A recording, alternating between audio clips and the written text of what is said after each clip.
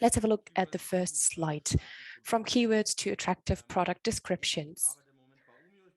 So I am Vice President Growth at Omio, a travel company.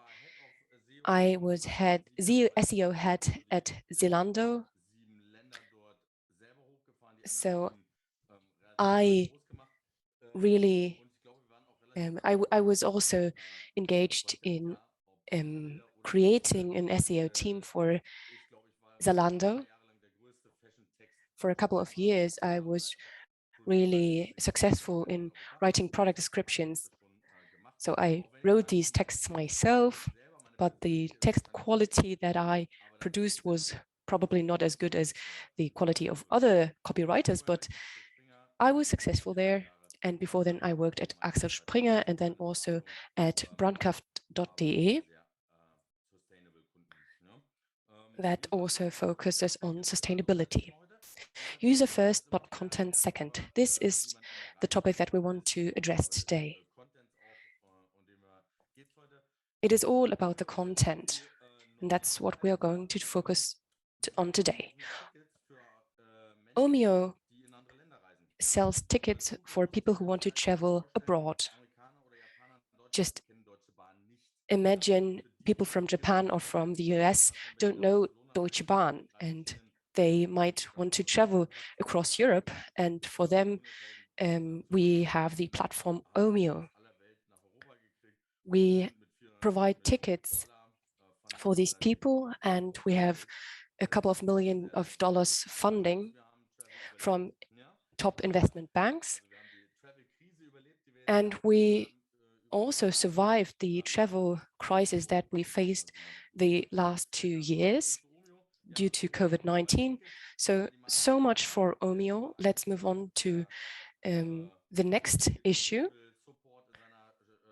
Omio is also there to address the demanding traveler. We have the information in various languages. We have mobile apps and also offer support for our customers. So there are many customers who use Omio, but it's not only about one content piece, but we go into details here and to address the demand of our customers.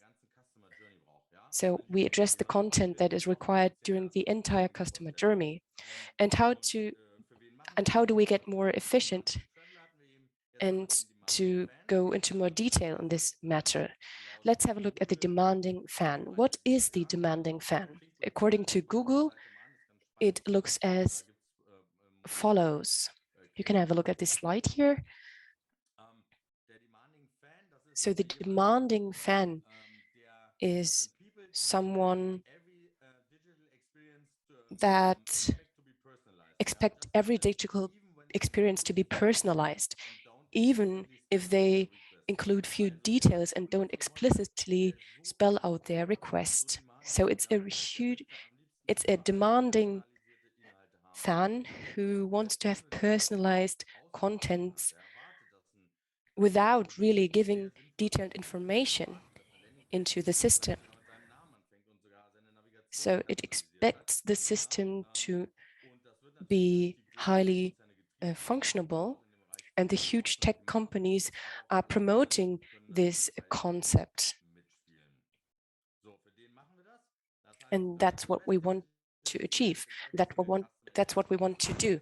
We want to offer the best digital experience in every single customer interaction.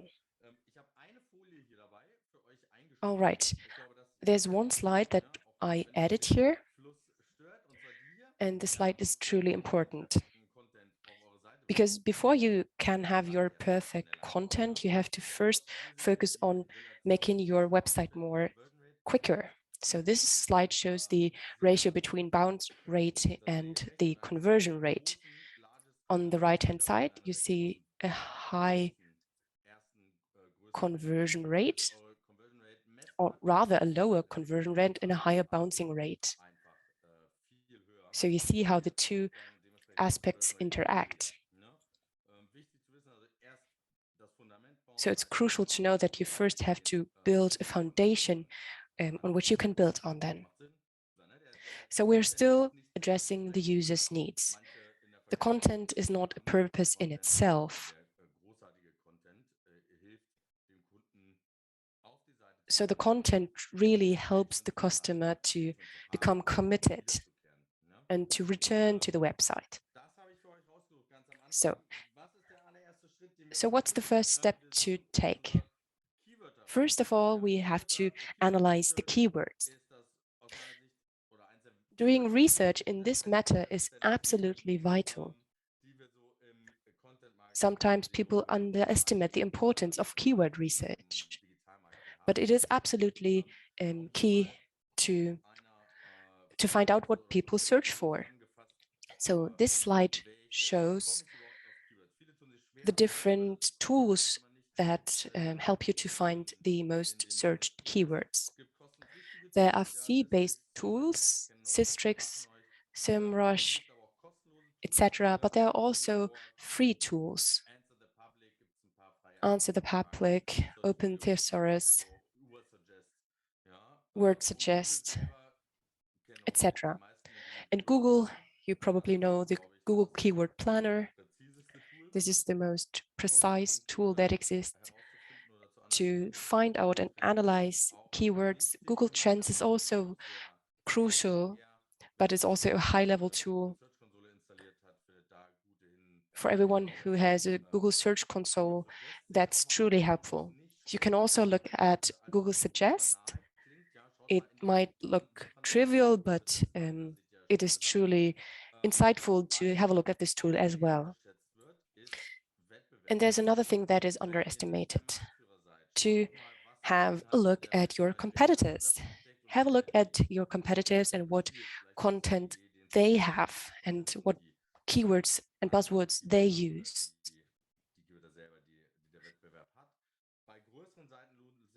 As regards larger web pages, you can use the internal search, and Google then sees how many new queries exist, how many new keywords are entered. I think 70%. That's the number of new requests or queries that are made. So this is truly insightful to get an insight into what people search for and what keywords they use. So that's how you can find out the keywords that your customers use. And if you have your keywords, then you have to look at the customer intent. Hamburg, Berlin, just to give you a palpable example, what's the intent there? Does someone want to buy a ticket for a train ticket or a flight ticket? Is it about soccer? Does someone want to see the soccer match? Die kommen wieder, die Hamburger. Entschuldige. Sorry to interrupt you there, but soccer is truly insightful here and important. Is it a team from Hamburg, maybe?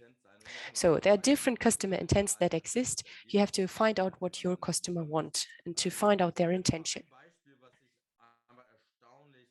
Allow me to give you another example.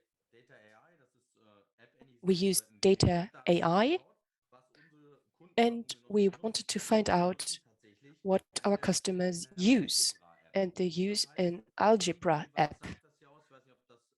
Okay, what does that tell us? It tells us that 30% of people who have a travel app also use an algebra app. That means that a huge proportion of our customers are students that use these algebra apps as well. This is also very interesting. You have to find out what your customers do. Do they use or do they search for interrail journeys? So based on our findings, we decided on what content we want to present to them. And that's also very insightful for us. So now we have the keywords and we have the customer intent. There's another highlight that you can look at. We have the app data, the search results, and there's another thing that is vital. you can look at the job to be done framework.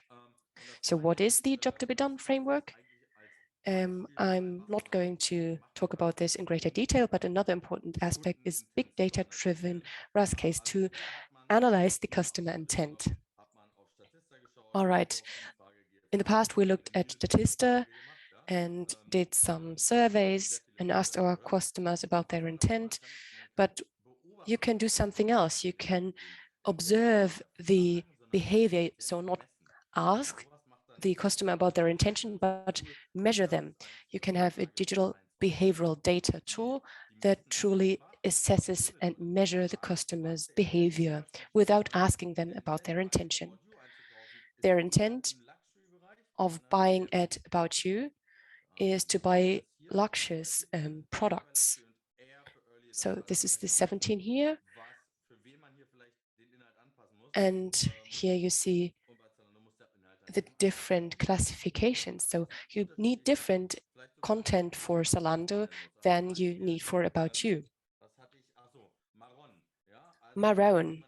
So the color brown can also be described as chestnut brown. So what term should you use, chestnut or brown? So these questions need to be raised.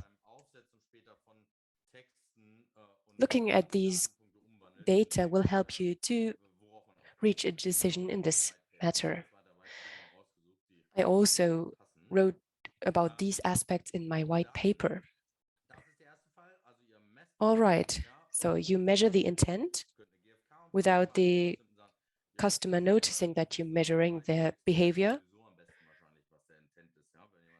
As an expert, you will already know that your customer has a certain intent.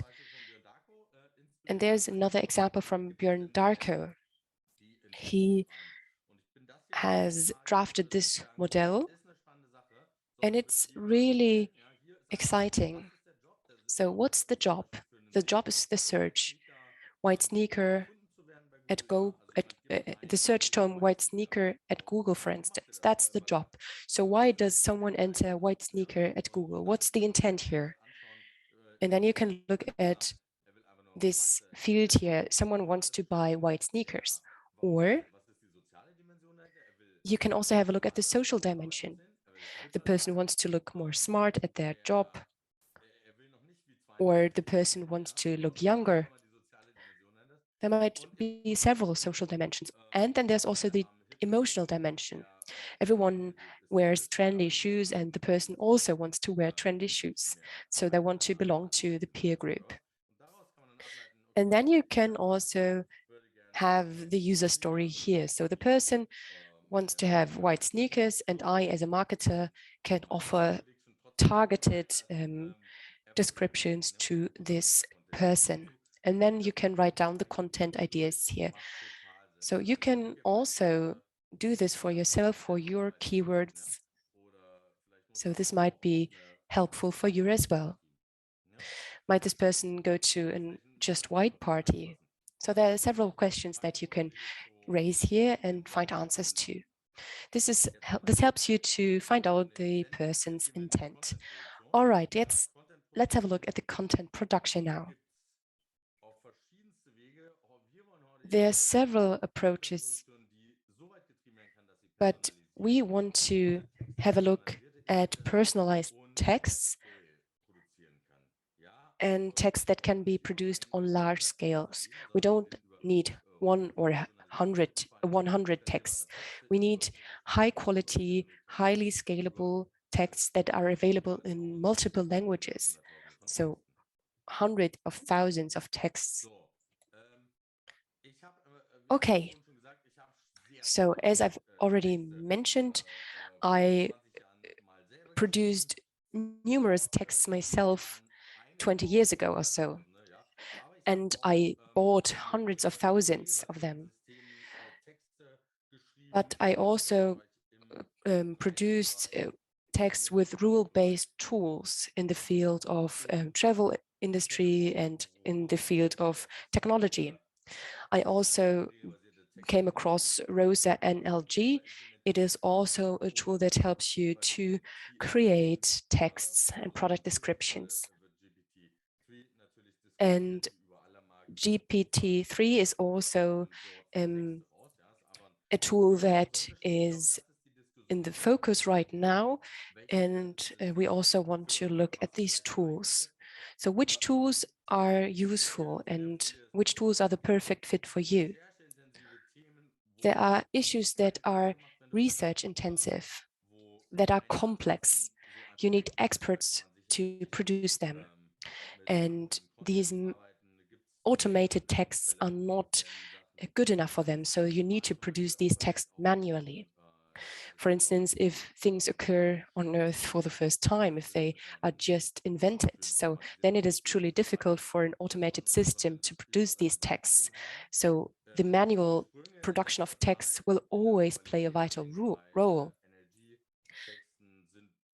NLG texts are also vital and play a vital role at the moment. So let's have a look at the natural language generation section. Let's have a look at the rule-based systems.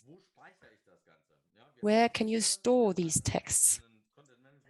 You have a content management system and one text correspond to one page. Can this be the future of scalable texts? No, I don't think so, because sometimes you have huge amount of data. So content lake, what is the content lake? A content lake save and store data, and depending on your need, you can use different data points that are required. For instance, someone gets a push message or notification on an issue that the person searched before. We send them an email based on their search results and search terms. So the content lake comprises huge amount of contents and entities and everything that the user needs.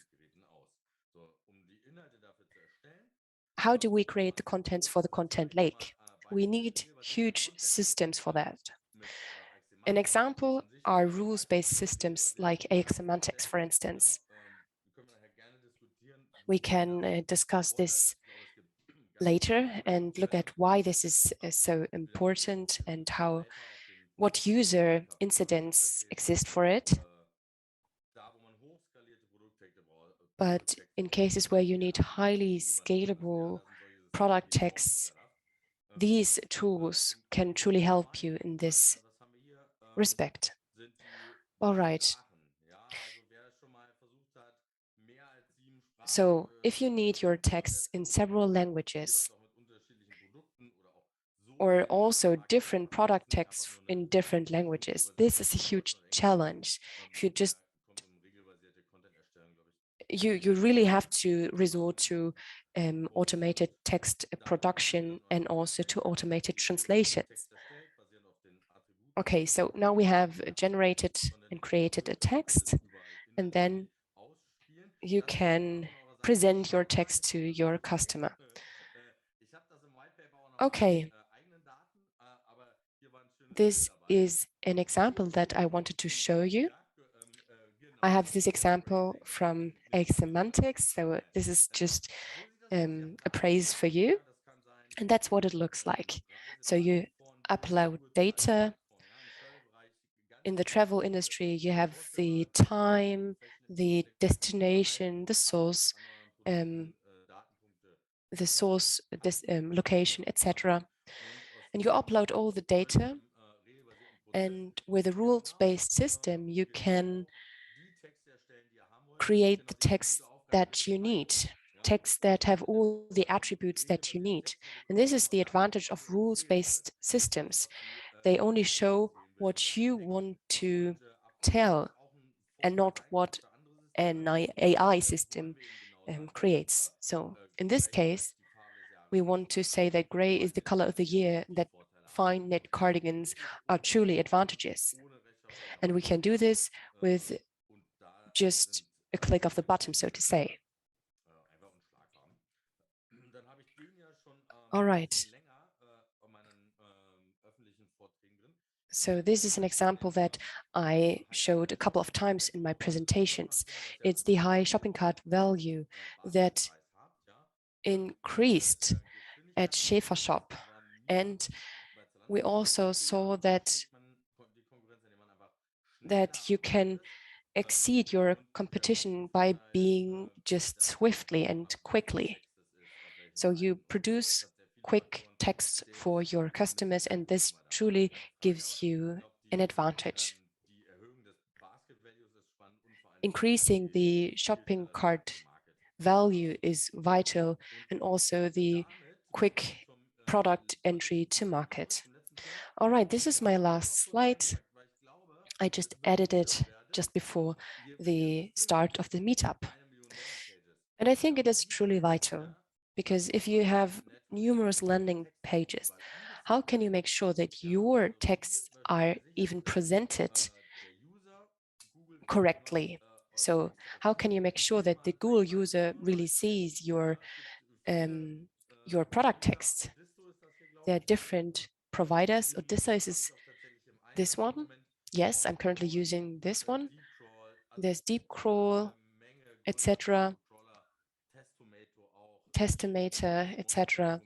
They have monitoring functions that they provide.